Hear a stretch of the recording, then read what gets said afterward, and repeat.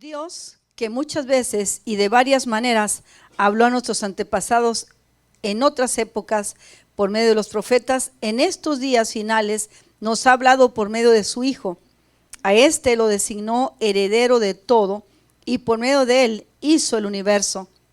El Hijo es el resplandor de la gloria de Dios, la fiel imagen de lo que Él es, y el que sostiene todas las cosas con su palabra poderosa. Después de llevar a cabo la purificación de los pecados, se sentó a la derecha de la majestad en las alturas. Así llegó a ser superior a los ángeles en la misma medida en que el nombre que ha heredado supera en excelencia a la de ellos. Tú eres mi Hijo, hoy mismo te he engendrado. Y en otro pasaje, yo seré su padre y él será mi hijo. Además, al introducir a su primogénito en el mundo, Dios dice que lo adoren todos los ángeles de Dios. En cuanto a los ángeles dice, Él hace de los vientos sus ángeles y de las llamas de fuego sus servidores. Pero con respecto al Hijo dice, tu trono, oh Dios, permanece por los siglos de los siglos, y el cetro de tu reino es cetro de tu justicia.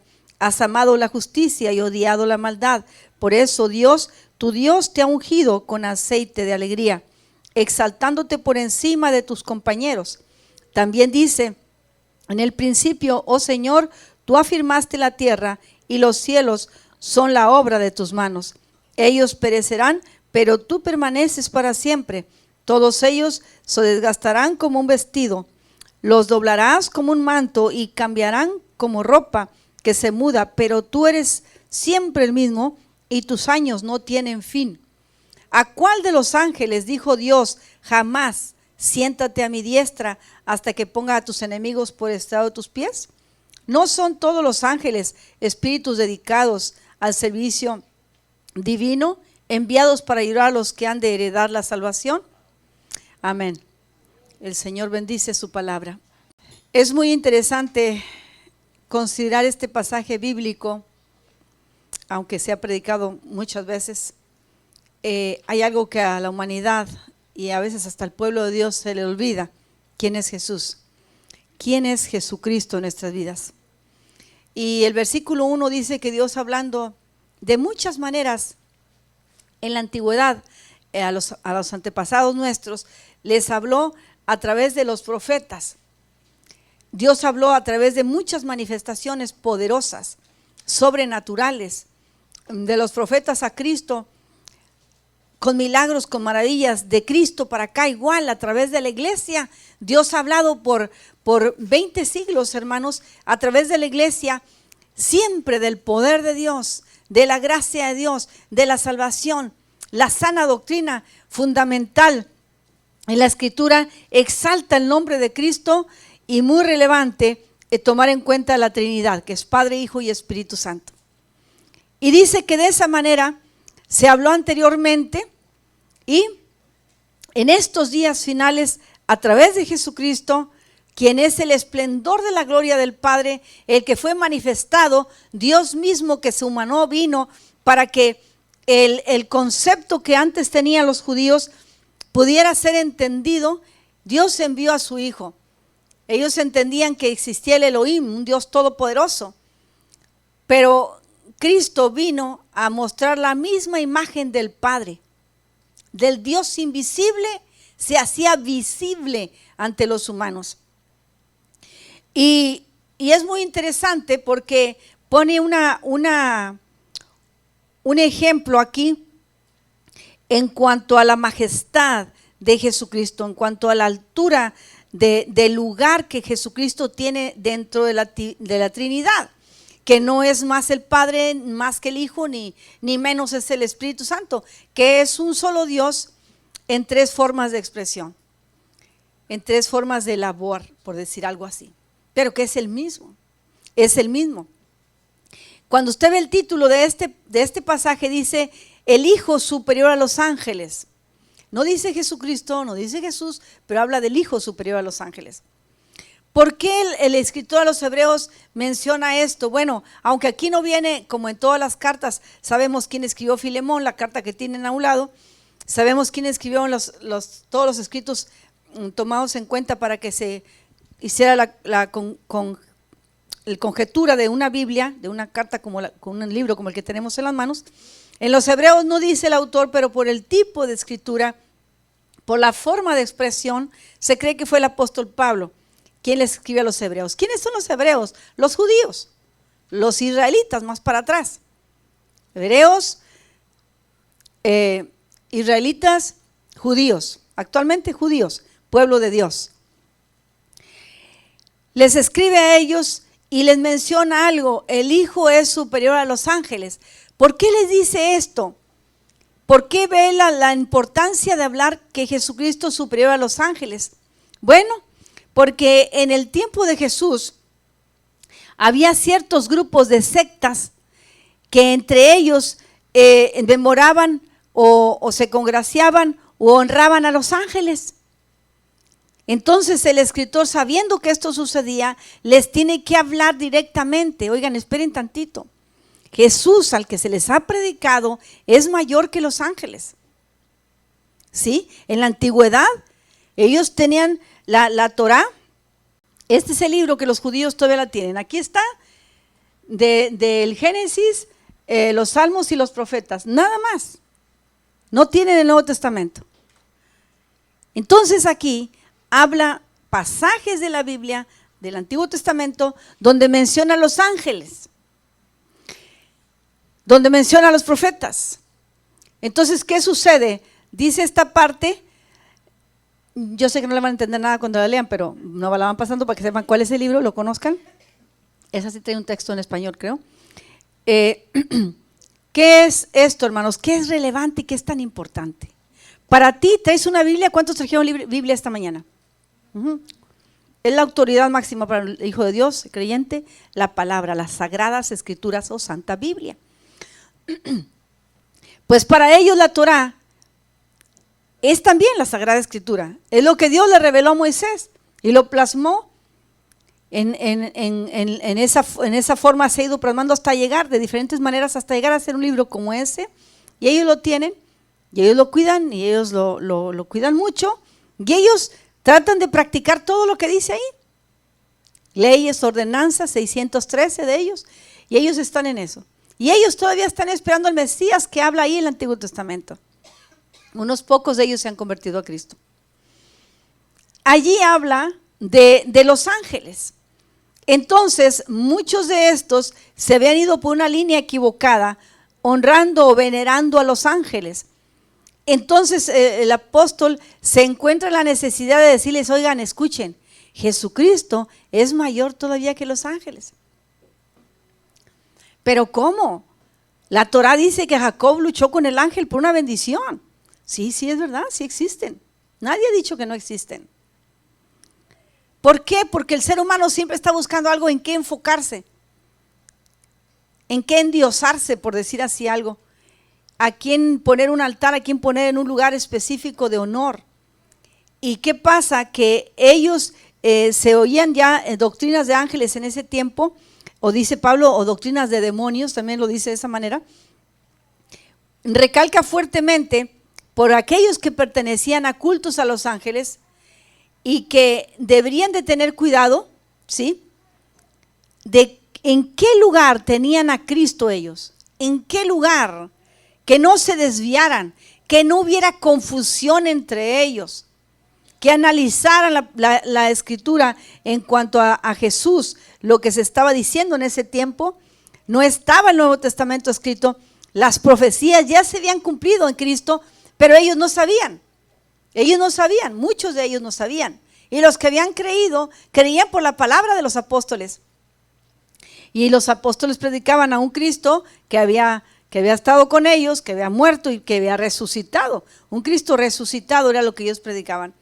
Pues ese Jesús es el que el escritor les quiere mencionar, a que es verdad, Dios habló a través de los profetas, pero ahora Jesús no solamente lo podían ver como un profeta, sino más bien como el Hijo de Dios. Como el Hijo de Dios. ¿Por qué? Porque ellos tenían por decir, Elías y a Moisés como los más grandes profetas de la antigüedad. Por eso le dice, Dios habló en otros tiempos a través de los profetas, es verdad, pero ahora está hablando a través de su Hijo. ¿En qué lugar tienen ustedes al Hijo de Dios? ¿Cuál es el lugar en que en estos días a nosotros la palabra nos habla y en qué lugar tenemos a Jesucristo, el Hijo de Dios, en nuestras vidas, en la vida de la iglesia? Es importante que ellos podían decir, bueno, y el arcángel Gabriel. El arcángel Gabriel es Jesucristo superior a él. Arcángel Miguel, Jesucristo superior a él. Se mencionan sus nombres, seres angelicales muy importantes para el servicio del Señor y el servicio y el cuidado de su pueblo. Pero nada más, nada más. Ustedes quizás han visto en estos días cómo la gente se ha hecho, ha venerado tanto los ángeles y se imprimen en ropa, se imprimen en zapatos, en bolsos. Sí, la doctrina de los ángeles, hermanos, hoy en día está muy fuerte también. No nada más en aquel tiempo, hoy en día está muy fuerte. ¿Qué ángeles son? Me dijo un muchacho a mí, vino a un retiro. ¿Son caídos o son los ángeles del Señor? Le dije, te lo dejo de tarea. ¿Por qué? Porque está el mundo en el que el enemigo confunde a la gente a través de eso. Ay, es que son angelitos. La Biblia habla cuando Daniel tuvo visiones con el ángel Miguel y habló con él. Y sí, porque Miguel era un enviado de Dios. Y fue de Dios que Daniel tuviera conversación con él. Y había un propósito muy fuerte para que esto sucediera. Pero Daniel nunca se humilló, nunca adoró a Miguel, nunca hizo nada que tomara el lugar de Dios. Daniel era fiel al Señor, le amaba con todo el corazón y entendió que ese solamente fue un mensajero del cielo que fue enviado para traer una noticia o algo importante que iba a tener que tratar él. Muy importante, pero nada más, nada más. Hermanos, parece que son cosas tan sencillas, pero a la vez, cuando nosotros no las entendemos, damos lugar o abrimos puertas a lo que Dios no quiere que tomemos. Por eso, cuando Él les escribe, les habla del Hijo, versículo 4, así llegó a ser superior. ¿Quién? Jesucristo. Dice que después de haber llevado a cabo la purificación de nuestros pecados, se sentó a la derecha de las alturas, así llegó a ser superior a los ángeles en la misma medida en que el nombre que ha heredado supera en excelencia al de ellos. Ellos no pasan, aunque Dios les ha dado un nombre a cada uno de ellos. El nombre de ellos no pasa de eso, de ser un servidor. El nombre de Jesucristo, el nombre que el Padre le ha dado, ha sido un nombre en excelencia que supera a todos ellos. ¿Por qué? Porque lo tiene la majestad y habla de que es un nombre heredado. Heredado. Cuando la palabra dice que Jesucristo es el unigénito del Padre, el primogénito, dice el 6, además al introducir a su primogénito en el mundo, Dios dice que lo adoren todos los ángeles de Dios. ¿Se acuerdan cuando Jesucristo nació? ¿Quiénes son los primeros que llegaron? Los ángeles. Y empezaron a cantar y alababan al Señor. Estando el Señor Jesús en el pesebre, están adorando los ángeles. El Padre había dicho que le adoren todos sus ángeles. Para eso fueron puestos, para adorarlo a Él. Y cuando habla de que heredó un hombre, heredó en esa parte tan importancia de ser el primogénito, es una parte de mucha importancia de ser el primogénito del Padre. ¿Por qué? Porque al primero de la familia, y está establecido aquí en la Torah, que al primero que naciera era consagrado al Señor, pero aparte, cuando él creciera, él tenía la misma autoridad que el padre ante la familia. Cuando el Padre no llegara a estar, Él iba a ser el que tomaba la autoridad. No era el Hijo segundo, tercero, cuarto, quinto, era Él, el primogénito. Así es que la primogenitura era y sigue siendo hasta el día de hoy muy importante. Conságrame a tu primogénito, dijo el Señor. Es importante. Cuando Él dice que es el primogénito del Padre, y que la otra escritura dice lleno de gracia y de verdad, tiene algo que no tiene ni ha tenido nunca nadie. Ni antes, ni durante, ni después, ni por la eternidad. Jamás lo tendrá. El nombre que Él ha heredado es un nombre superior a todos los nombres existidos en la tierra. Por eso cuando usted ora nada más y dice, Jesús te pido, usted todavía no conoce a Jesucristo como Señor. Si es verdad que se cierra la oración pidiendo en el nombre de Jesús de Nazaret o de Jesucristo, pero al que oramos es al Padre, al que oramos es al Todopoderoso, al unigénito, lleno de gracia y de verdad, es el mismo Señor Jesucristo. Es el mismo. El enemigo siempre ha querido tener el lugar que tiene el Todopoderoso Dios. Él siempre ha anhelado el lugar de Jesucristo. Siempre ha querido estar en el trono. Él siempre ha querido reinar. Él siempre ha querido tener un control, algo muy diferente que Dios. Cuando nosotros anhelamos que alguien reine, no necesitamos que nos controlen. Solo nos sometemos. Él no, Él como viene con engaños, Él somete con engaños a las personas, con mentiras, con confusiones y trata de tener un lugar en la vida de la gente que le corresponde a Jesucristo, Señor de señores. Y es una manera muy sutil que Él lo hace. Por eso a mucha gente y mucha juventud, Él lo que hace es confundirlo con las doctrinas de los ángeles. Y empiezan a vestirse de negro completamente y empiezan a tatuarse ángeles por aquí, por allá. Empiezan, a veces no la figura todo de un ángel, pero las alas, la gente las trae marcadas, las alas. Entonces es impresionante cómo el enemigo en estos días, donde ha crecido tanto la ciencia, donde hay tanta comunicación y tanto entendimiento de cosas que antes no se entendían, todavía hay tanta ignorancia, de tal manera que la gente no acepta creer en Jesucristo como el Hijo de Dios, pero sí aceptan doctrinas equivocadas.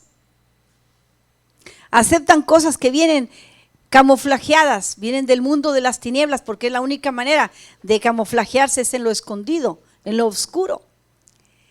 Y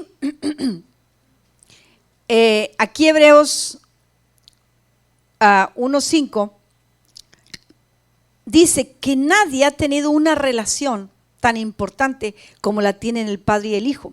Porque ¿a cuál de los ángeles Dios dijo jamás, tú eres mi hijo? Hoy mismo te he engendrado. Y en otro pasaje dice, yo seré su padre y él será mi hijo. A nadie. Él los hizo a los ángeles, pero no los engendró. Al Hijo sí. Lo engendró en un vientre humano escogido y por obra del Espíritu Santo es que llegó a la realización de la obra más maravillosa, que aunque llegó a tomar forma de hombre, nunca dejó de ser Dios. 100% Dios, 100% hombre. Y en ese tiempo venía a manifestar la gloria del Padre a toda la humanidad en ese tiempo que le conoció. De tal manera que al introducirlo al Hijo, y cuando Él dice que le adoren, esto es para todos los ángeles, tanto los del cielo, ángeles en el cielo, en la tierra y debajo de la tierra. Ustedes se acuerdan cuando el Señor llega a la región de Gadara, acaban de cruzar la lancha con los discípulos y se encuentra entrando a la región un hombre endemoniado. Y el hombre le dice, ¿qué tienes contra nosotros, Jesús? ¿Cuál de nosotros si estaba solo? Porque había muchos demonios en él. ¿Qué tienes contra nosotros? Él lo identificó, el demonio lo identificó como el Hijo de Dios, como el que estaba lleno de gracia y de verdad, que toda la hermosura estaba en él, toda la gloria estaba en él. Lo identifica y dice, ¿qué tienes contra nosotros? ¿Vienes a atormentarnos? Los mismos demonios, escucha bien, reconocen más la autoridad de Jesús que muchos que se llaman creyentes. Los mismos demonios dijeron: ¿qué tienes contra nosotros? ¿Vas a atormentarnos? Porque sabe que tiene toda la autoridad en el cielo, en la tierra y debajo de la tierra, donde están los infiernos, y puede mandarlos al tormento eterno. Ellos saben quién es Jesús, porque ellos fueron creados como ángeles y siguieron a Lucifer, a Satanás, y se fueron con él una gran cantidad de ángeles que ahora son ángeles caídos, llamados también demonios. Y qué interesante es que cuando el Señor habla en la palabra, es tan clara y tan hermosa, para que nosotros podamos comprender quién es Jesús en mí. ¿Qué entiendo yo por Jesucristo en mi vida? Es incomprensible que si usted le pregunta a 20 personas en la calle: ¿usted cree en Dios? Las 20 le pueden decir que sí, 50, 100 o 1000 le van a decir que sí, pero cuando usted le dice: ¿crees en Jesucristo, el Hijo de Dios?, te dicen: pues no sé. ¿Te gustaría recibirlo como tu Salvador personal? No estoy preparado. Y empiezan: ¿por qué? ¿Por qué? Si Jesucristo es el mismo Dios. ¿A qué Dios se están refiriendo ellos cuando te dicen que sí creen en Dios? ¿A qué Dios se están refiriendo? Si es el mismo, ¿por qué rechazan a su Hijo? ¿Por qué las personas dicen: quiero que ore por mí para que Dios me salve? Pero cuando le digo: ok, recibe a su Hijo en tu corazón primero, no puedo, no estoy preparado. Bueno, el Dios que sana es el mismo que salva. ¿Cómo es que tú lo quieres para sanador y no lo quieres como Salvador? Y si no lo recibes como Salvador, mucho menos será tu Señor. Para que entendamos el engaño en el que el mundo está. Para que entendamos por qué la Escritura nos lleva a que le demos al Señor Jesucristo el lugar de honra y de gloria que Él se merece. Que Él ya tiene, pero que se merece en nuestro corazón.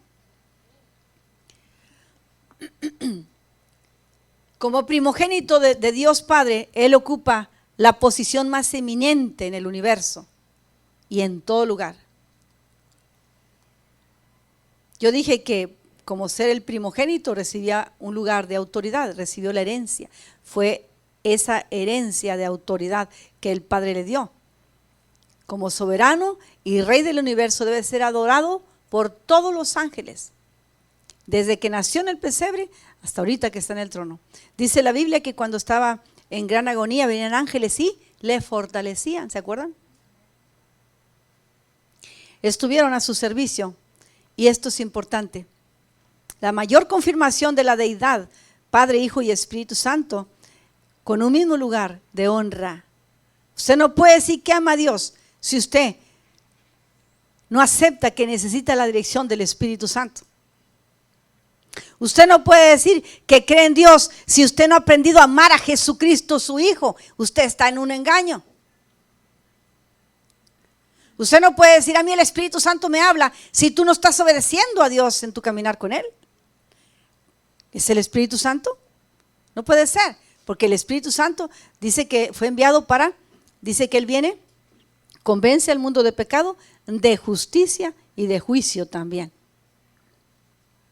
No trae un convencimiento nada más para que te planea todo bien bonito. Mira, te va a salir bien, tienes puertas abiertas. No, tranquilo, espérese tantito. Primero convence de pecado. Él es el que nos hace entender que estamos viviendo una vida equivocada, que estamos mal con Dios, que estamos apartados de Dios. No importa su costumbre de venir a la iglesia, mientras que hay pecado, asiste muy escondido, Dios lo conoce. Él viene a convencer de pecado, también de justicia y también de juicio. Así es que no podemos darle un lugar al Padre si no le estamos dando lugar al Hijo, y tampoco tomamos en cuenta al Espíritu Santo. Es un solo Dios. Es un solo Dios soberano. Aquí mismo la Escritura dice en Filipenses 2, 5 al 8: esto muy interesante para que entendamos la posición de Jesús cuando estuvo aquí en la tierra.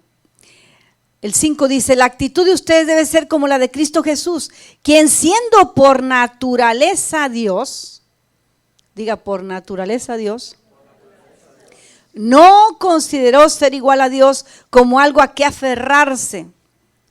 Por el contrario, se rebajó voluntariamente, tomando la naturaleza de siervo y haciéndose semejante a los seres humanos. Voluntariamente Él quiso venir y hacerse semejante a nosotros. Y al manifestarse como hombre, se humilló a sí mismo y se hizo obediente hasta la muerte y muerte de cruz. Por eso Dios lo exaltó hasta lo sumo y le otorgó un nombre que está sobre todo nombre. Dios le otorgó esa decisión de Él de venir acá a humanarse y a tomar mi lugar, a llevar mis pecados, a tomar tu lugar, a llevar tus pecados. Lo hizo pasar en una transición. Dios se humana, baja, se humilla a lo sumo, a lo más vil, a lo más bajo, sin conocer pecado, tomó lugar, y entonces el Señor lo exalta y lo levanta a un lugar de gloria maravilloso. El propósito de Cristo como nuestro Salvador siempre ha sido y será reinar por encima de la maldad. Diga conmigo, Cristo reina. Los ángeles sirven. El Padre hizo al Hijo para que llegara a reinar. Ven a tomar la humanidad, vence sobre la muerte, vence la tumba y reina por los siglos de los siglos. Los ángeles fueron creados para servir al Todopoderoso, para servir a Jesucristo, para servirnos a nosotros. Son servidores del pueblo de Dios, de los hijos de Dios. Cuando a mí se me pierde algo, rápido le digo, 2 ángeles vengan ahora y me ayudan a buscar esto porque lo necesito, pero ya. Una vez se me perdió un dinero y donde menos pensé que pudiera, siempre uno se levanta y tiene su manera de caminar, ¿no? A un lado de la cama está una mesita. Yo me levanto, pues eso siempre tengo ahí unas gotas que me pongo en los ojos. Y a mí se me ha perdido un billete. Hice la misma rutina, cuando voy a mi bolsa no encuentro el billete, voy al saco que tenía, no encuentro el billete. Dije, bueno, esto no me va a perturbar. Un ángel viene ahora. Ángel que estás aquí, vienes ahora y me haces aparecer ese billete lo más pronto posible. Yo me tenía que ir y me lo tenía que llevar. Hago lo que hago con toda tranquilidad y toda paz.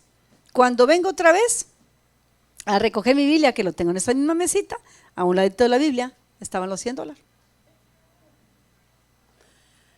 ¿Por qué lo hago? Porque hace mucho que aprendí que los ángeles son servidores nuestros. Usted no lo hace porque no quiere, utilícelos y verá qué buenos son a nuestro servicio. Cuando usted dice por poquito y me lleva un carro, no es de poquito, fueron los ángeles del Señor que te apartaron. Estaban para darme, robaron a todos menos a mí, y fue el ángel del Señor que te hizo invisible. Tantas veces que Dios te ha librado de la muerte, no que es que porque eres bien bonito y porque eres bien bueno, es que el Señor mandó ángeles porque tiene propósito para tu vida, porque te ama, porque debes entender que Él es el soberano por encima de los ángeles. ¿A quién de los ángeles dice que Él puso como algo mayor? A nadie. Pero vamos a ver una parte muy importante que debemos de saber. Esto está aquí en Hebreos, para que vean hasta dónde el Señor Jesús hizo por nosotros una obra maravillosa. Hebreos 2, del 5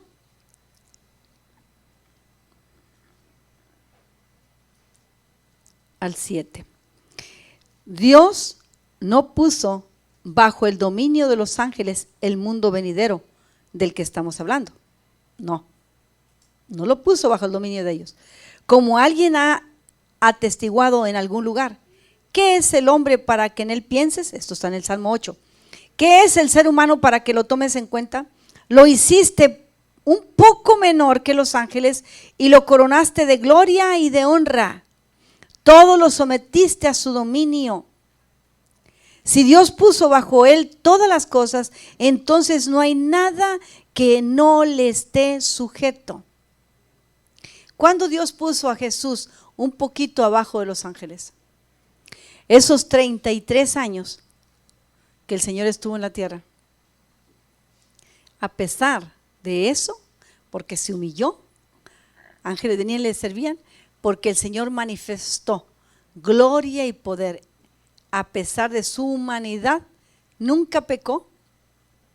Y el Padre respaldó la obra, respaldó el trato que había hecho, el por cual había sido enviado y que él aceptó venir. Había un trato entre ellos. Esos 33 años es cuando Jesús se puso un poquito abajo de los ángeles y él decidió que cuando venía la tumba a querer echarlo fuera de la ciudad, a apedrearlo, hasta ahí llegó. Hasta el monte del precipicio donde hemos estado, que se ve un abismo hacia allá, hasta ahí llegó y no permitieron que él cayera. Cuando lo quisieron muchas veces hacer daño a los sacerdotes y quisieron hacerle cuantas cosas, el Padre no permitió.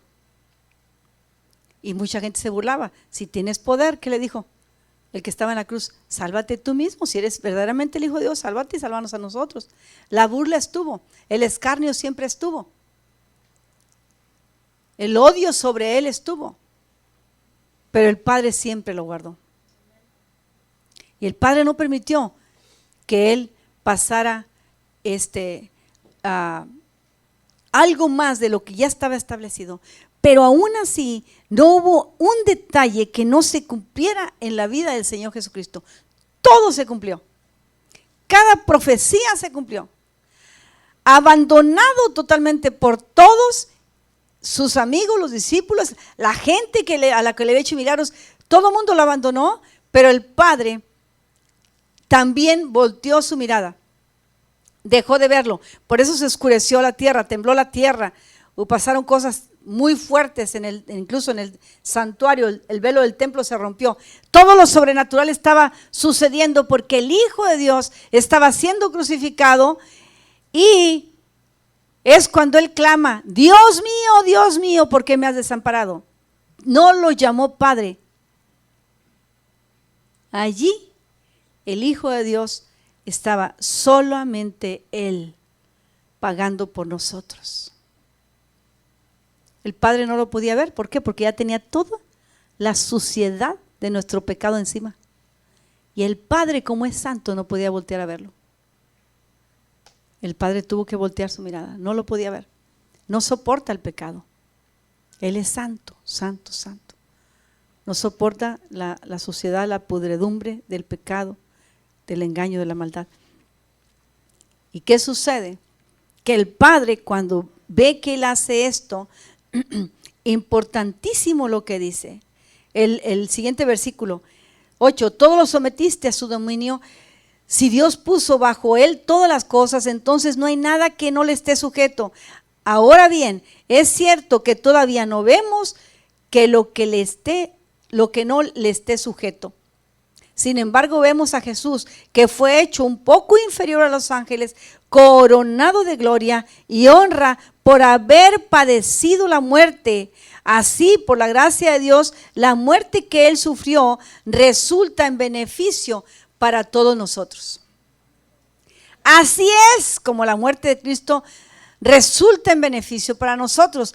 ¿Quiénes nosotros? Los que hemos creído que ese sacrificio era por mí, que ese lugar me tocaba a mí. Por eso, para que usted comprenda, la gente que no lo recibe a él ha rechazado el sacrificio de Cristo. No le ha sido el beneficio todavía, aunque existe, no se ha apoderado de él, no lo ha tomado. No lo ha tomado, y por el hecho de no tomarlo, no tiene a Jesucristo entronado en su corazón.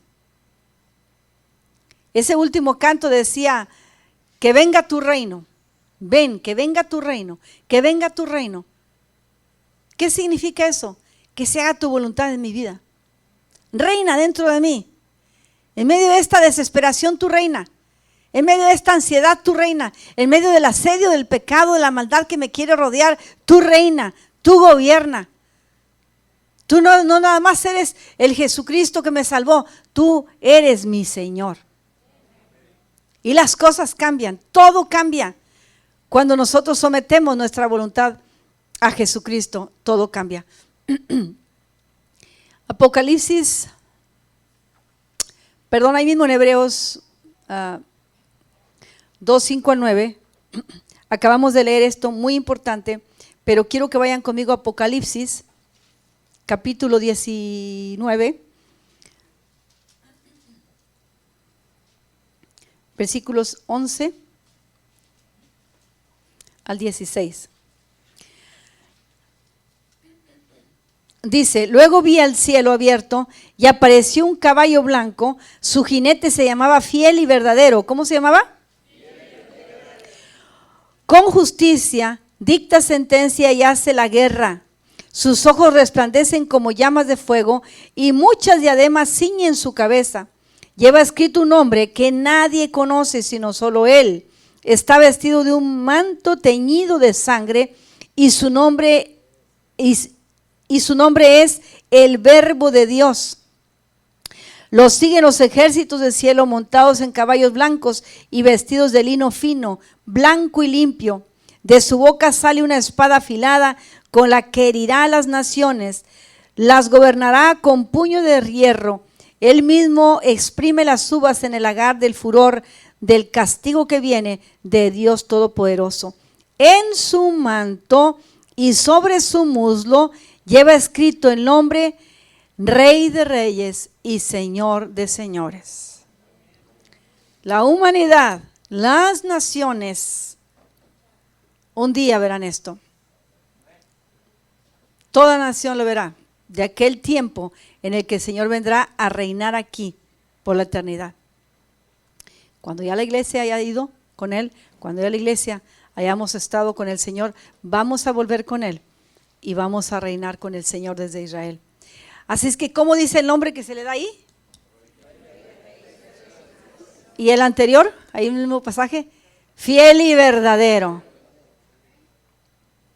El Señor está buscando estos días cristianos fieles y verdaderos. Porque el que el Señor esté en nuestras vidas de la manera que Él se ha manifestado, hermanos, no nos queda otra más que darle honra, gloria y toda adoración. Él es maravilloso. Ahora, Él ha conquistado, hermanos, a través de una muerte, ha conquistado el nombre que nosotros en nuestro lenguaje se puede entender mucho mejor. Vayamos otra vez a Filipenses capítulo 2, versículo 10.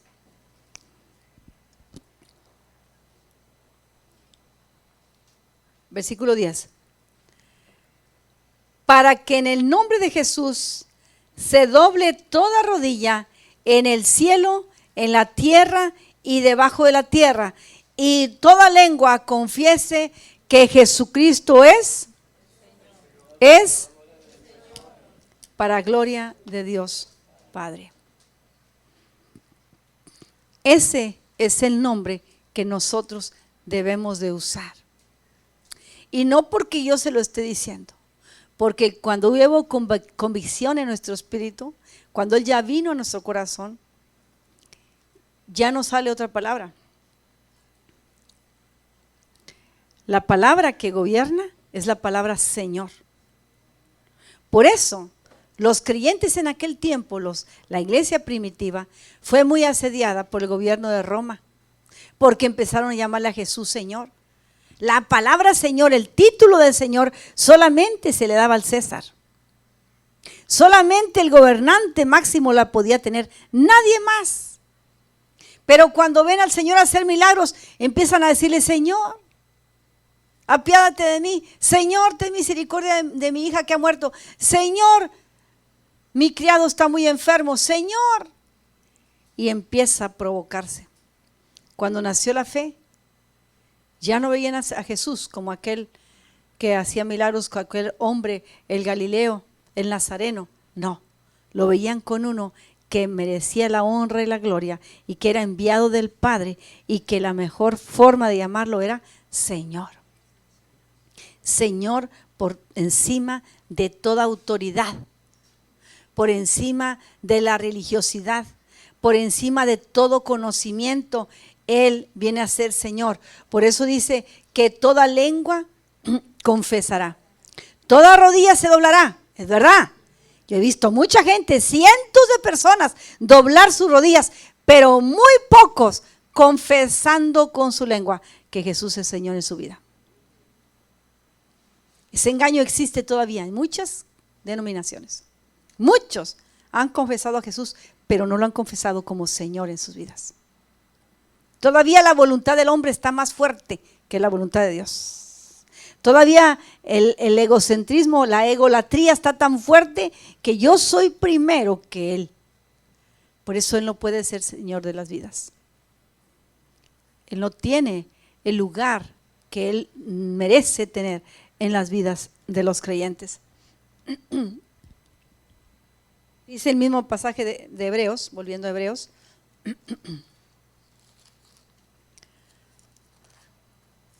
Los siguientes versículos.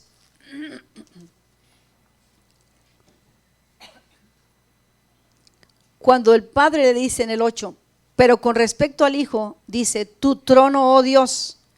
¿Quién está hablando? El Padre. Con respecto a su Hijo, ¿cómo lo llama el Padre? Oh Dios. A su propio Hijo, el Padre le llama a Dios. ¿Por qué hay tantos seres humanos que todavía no reconocen al Hijo como Dios soberano, creador de todas las cosas? Has amado la justicia. Ese es el Señor al que nosotros conocemos. Ha amado la justicia y ha odiado la maldad. Los hijos de Dios aprendemos a amar la justicia porque buscamos primeramente el reino de Dios y su justicia, entendiendo que amar la justicia de Dios es aborrecer la maldad, es aborrecer el mal, es aborrecer todo lo que a Él le desagrada, lo que a Él le mancha su nombre, lo que pisotea la sangre de Cristo, es aborrecer la maldad. Y lo único, escucha bien, lo único que Dios nos permite aborrecer a sus hijos es la maldad. Nada más, la maldad. Ama la justicia y aborrece u odia la maldad. Por eso Dios, tu Dios, te ha ungido con aceite de alegría. ¿Se fijan que Dios en los dos viene con D mayúscula? Dios, tu Dios, le dice Jesucristo, el Padre a su Hijo. Dios, tu Dios. ¿Entiende esto los que me están viendo? Dios, tu Dios, te ha ungido con aceite de alegría.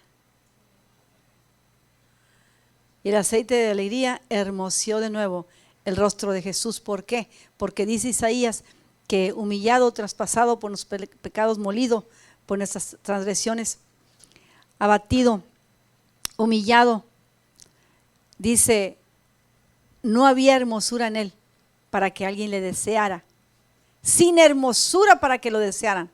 Quedó tan desfigurado su rostro, se le quitó la hermosura que él tenía.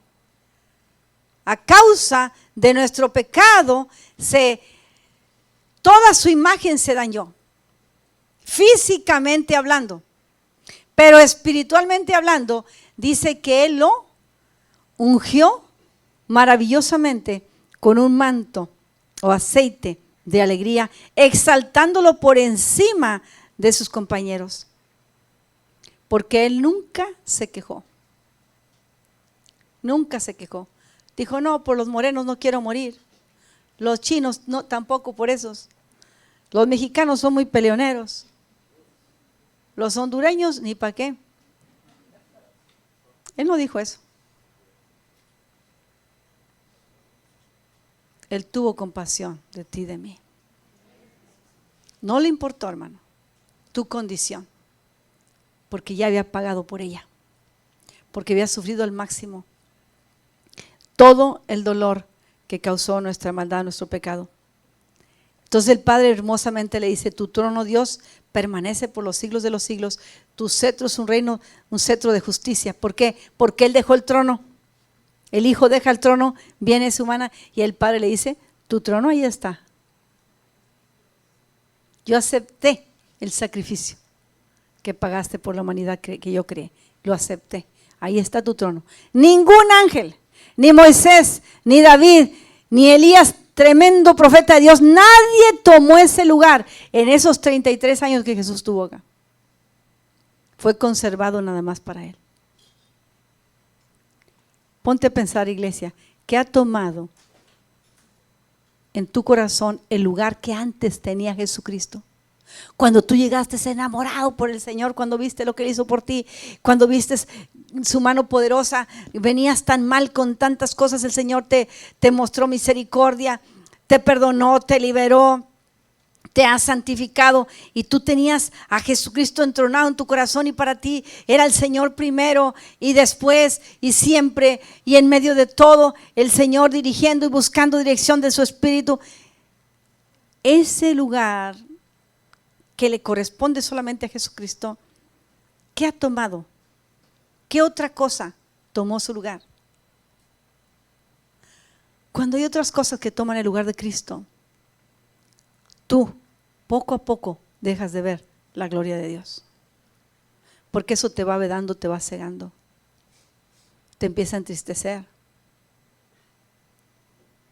Él no le importó. Y si la alegría se le había acabado por tanto dolor, ¿qué le hice yo? Te unjo con un manto de alegría. Es lo primero que se nos va. Cuando le fallamos al Señor y lo quitamos del trono donde Él estaba, lo primero que se nos va es la alegría. Ya no nos queremos gozar, ya no nos podemos gozar. Porque hay cuentas malas con Él, porque hay cosas que no hemos arreglado con Él. De tal manera que maravillosamente esta escritura dice que lo pone con un cetro. El cetro es lo que usan los reyes, ese bastón especial con el que toman decisiones, enjuician, perdonan, qué sé yo. Has amado la justicia y odiado la maldad, por eso tu Dios te ha ungido con aceite de alegría, exaltándote por encima de tus compañeros. También dice en el principio: oh Señor, tú afirmaste la tierra y los cielos, la obra de tus manos. Ellos perecerán, pero tú permaneces para siempre. Todos ellos se van a desgastar como un vestido. El Padre está hablando con el Hijo. El Hijo estaba con el Padre cuando todo estaba siendo formado. El Hijo te estaba viendo a ti cuando estabas siendo tú formado en el vientre de tu madre. Por las edades de las edades, Jesucristo vive y reina para siempre. Jesucristo vive y reina para siempre. Y a causa de su sacrificio, Él heredó el nombre que supera todo nombre, que es el nombre de Señor. El Adonai, ese es el Señor. ¿Quién es el Hijo de Dios para ti? El que viene a ver si pasa algo el domingo, a ver si me gusta la prédica, a ver si me levanto temprano para llegar al estudio, a ver si me conecto en la oración. Eso es. Tampoco, así, tan poquito es. A ver si me dan ganas la próxima semana de venir, porque ya estoy planeando irme a la playa. Ya viene el verano. Es que tengo otro compromiso más importante. Qué pena bajar al Señor del trono que Él merece. El trono que nadie puede tomar, que es nada más para Él.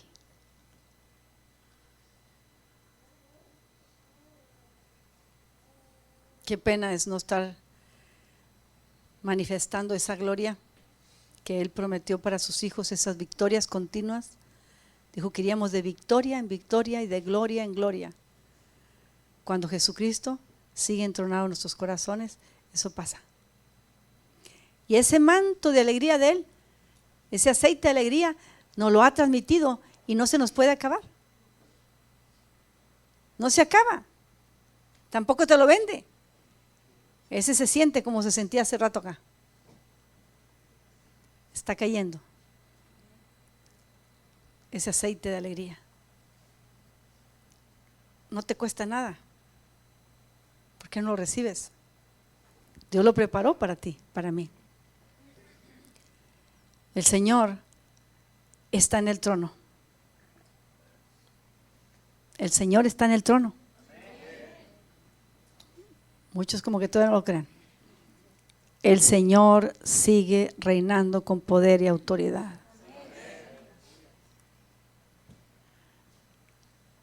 Y su siguiente movimiento, para los que no se acuerdan, es que va a venirse a levantar su iglesia. Es lo que sigue. Es lo que sigue. Viene por su iglesia. Viene por aquellos que todavía le tenemos entronado en nuestro corazón. Cuando el Señor habló esto, le dice, ya Dios les ha hablado a ustedes judíos a través de los profetas. En este tiempo le está hablando a través de Jesucristo. A ti y a mí Dios nos ha hablado de muchas maneras. De muchas maneras. Y sigue hablando. Que reconozcamos que es Jesucristo su Hijo, sigue siendo Salvador y sigue siendo Señor. Sigue siendo y gobernando todo con el poder de sus manos. Todo es sustentado. El día de hoy, las horas que le faltan, los minutos que le faltan, lo que te vas a comer saliendo de aquí, el cuidado de tus hijos, de tu persona, todo lo sustenta Él. Todo. Nada se le va de su poder. Nada se sale de su dominio y de su autoridad. Así es que como una iglesia que dice la palabra que Él vino a entregar su vida para salvarla, para restaurarla, para presentársela a sí mismo, santa, pura, como una novia, sin mancha ni contaminación. Eso es lo que el Señor quiere de nosotros. Que estemos anhelando ver al novio. La novia está esperando ver al novio, ¿verdad? Amén. ¿Cuántos siguen enamorados de Cristo? ¿Cuántos siguen enamorados de Cristo? El Señor sigue amándonos. El Señor en su misericordia se sigue manifestando en nuestra vida. Así que, hermano, si le había quitado su lugar, devuélvaselo lo más pronto posible. ¿Quién es Jesucristo en tu vida?